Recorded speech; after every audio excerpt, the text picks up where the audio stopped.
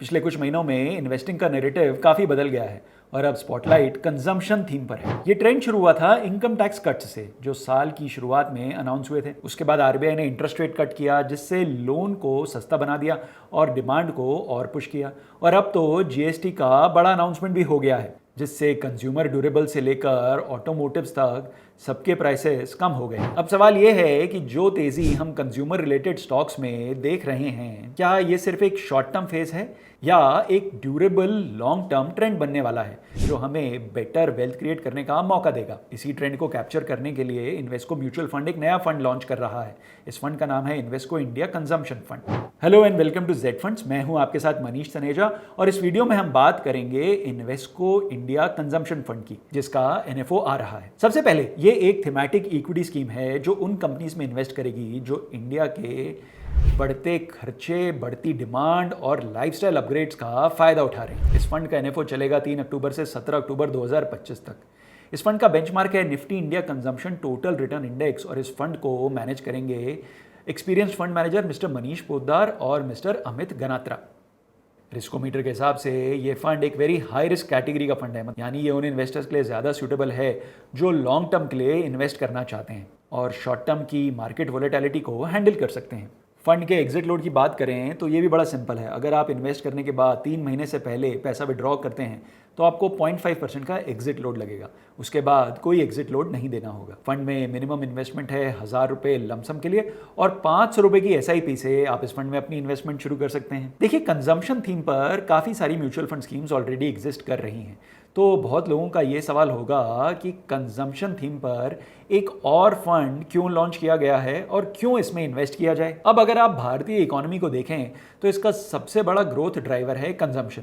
आज भी हमारी जीडीपी का लगभग 60% हिस्सा सिर्फ कंजम्पशन से आता है। भारत दुनिया की फास्टेस्ट ग्रोइंग कंज्यूमर मार्केट्स में से एक है। पर कैपिटा इनकम जो 2010 में सिर्फ $1099 थी, 2024 तक बढ़ के $2498 हो गई है और 2030 तक इसके 4251 होने का एस्टिमेट लगाया जा रहा है। इस कंजम्पशन बूम के पीछे कुछ बड़े ड्राइवर्स हैं। सबसे पहला तो यह है कि डेमोग्राफिक डिविडेंड, एक यंग वर्किंग पॉपुलेशन जो मिलेनियल्स और जेन जी से भरपूर है। दूसरा फैक्टर है राइजिंग इनकम, जिसमें मिडिल क्लास और एफ्लुएंट हाउसहोल्ड काफी तेज पेस से बढ़ रहे हैं। तीसरा ड्राइवर है टीयर 2 और टीयर 3 सिटीज का बूम, जहां से नई डिमांड क्रिएट हो रही है। ये डिमांड और ग्रोथ ई कॉमर्स ऑर्डर्स में भी देखने को मिलती है। चौथा फैक्टर है easy access to credit cards, buy now pay later और रिटेल लोन्स, जिन्होंने स्पेंडिंग को पुश किया है। इसके अलावा डिजिटल अडॉप्शन बहुत बड़ा फैक्टर है कंजम्पशन का।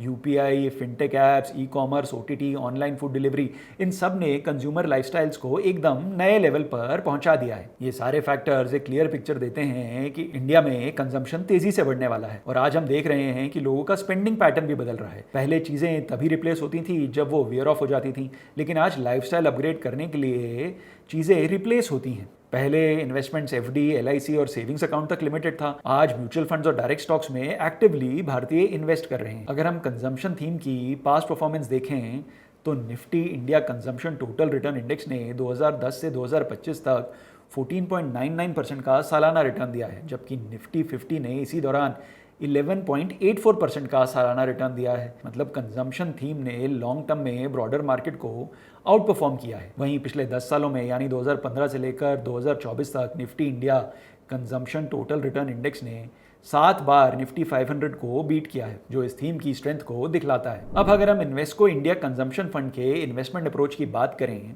तो सबसे पहले तो ये एक open ended mutual fund scheme है। इसके अलावा फंड एक कॉम्बिनेशन यूज करेगा टॉप डाउन और बॉटम अप इन्वेस्टिंग का। मतलब पहले फंड मैनेजर्स मैक्रो ट्रेंड्स को कंसिडर करेंगे और उसके बाद इंडिविजुअल कंपनीज का एनालिसिस कर उनमें इन्वेस्ट करेंगे। साथ ही कुछ स्टॉक्स का बॉटम अप सिलेक्शन भी होगा। फंड मार्केट कैप फ्लेक्सिबल होगा, मतलब लार्ज कैप, मिड कैप और स्मॉल कैप स्टॉक्स में इन्वेस्ट कर सकेगा। फंड का फोकस होगा उन कंपनीज पर जो अपना डिस्ट्रीब्यूशन फुटप्रिंट बढ़ा रही हैं, अनऑर्गेनाइज से ऑर्गेनाइज सेगमेंट में शिफ्ट कर रही हैं। इन सारे ट्रेंड्स का जिन्हें फायदा हो रहा है उन स्टॉक्स में इन्वेस्ट करेगा। इसके अलावा वो कंपनियां जो अपने एग्जिस्टिंग कंज्यूमर्स से ज़्यादा वॉलेट शेयर कैप्चर कर रही हैं और नए प्रोडक्ट्स और सर्विसेज लॉन्च कर रही हैं, जो इन कंपनीज की प्रॉफिटेबिलिटी का ग्रोथ ड्राइवर्स होंगे, उनमें भी इन्वेस्ट करेगा। अगर प्रोस्पेक्टिव यूनिवर्स की बात करें तो आपको यहाँ देखने को मिलेंगी कंपनीज जैसे कि Jubilant FoodWorks, InterGlobe aviation, Trent, Indian hotels, Apollo hospitals, safari industries, Nykaa इत्यादि। ये कंपनीज डायरेक्टली कनेक्टेड हैं कंजम्पशन से और इनमें काफ़ी पावरफुल ग्रोथ देखने को मिल सकती है। एक और इंपॉर्टेंट फैक्टर होगा एसेट एलोकेशन। स्कीम में 80 से 100% तक का एलोकेशन होगा इक्विटी और इक्विटी रिलेटेड इंस्ट्रूमेंट्स में। जी हाँ, ये प्योर इक्विटी की म्यूचुअल फंड स्कीम है और जैसा कि मैंने पहले बताया, ये वेरी हाई रिस्क कैटेगरी की म्यूचुअल फंड स्कीम है। फंड मैनेजर्स क्योंकि एलोकेशन 80 to 100% इक्विटी में रखेंगे, बचा हुआ पैसा जो उस समय इक्विटी में इन्वेस्टेड नहीं है, डेट इंस्ट्रूमेंट्स, रीट्स और इनविट्स जैसे इंस्ट्रूमेंट्स में इन्वेस्टेड होगा। मतलब पोर्टफोलियो का कॉम्पोजिशन हमेशा कंजम्पशन लेड इक्विटी से होगा, लेकिन थोड़ा डाइवर्सिफिकेशन भी रखा जाएगा और पोर्टफोलियो में डेट का एलोकेशन भी होगा। फंड में रेगुलर प्लान और डायरेक्ट प्लान दोनों अवेलेबल होंगे, साथ में ग्रोथ ऑप्शन और IDCW यानी इनकम डिस्ट्रीब्यूशन कम कैपिटल विड्रॉल ऑप्शन भी अवेलेबल होगा। IDCW में भी 2 सब ऑप्शंस होंगे, पे आउट और री इन्वेस्टमेंट। मतलब फ्लेक्सिबिलिटी पूरी तरह से आपके हाथ में है कि आपको ग्रोथ चाहिए या रेगुलर इनकम। तो दोस्तों, ये था Invesco India consumption fund NFO का कंप्लीट ब्रेकडाउन। अगर आपको वीडियो पसंद आया हो तो इसे लाइक करें और शेयर करना ना भूलें। और हाँ, ऐसे ही डिटेल्ड म्यूचुअल फंड एनालिसिस के लिए हमारे चैनल को सब्सक्राइब जरूर करें। Z फंड्स, जहां है आपकी इन्वेस्टमेंट सही और आसान।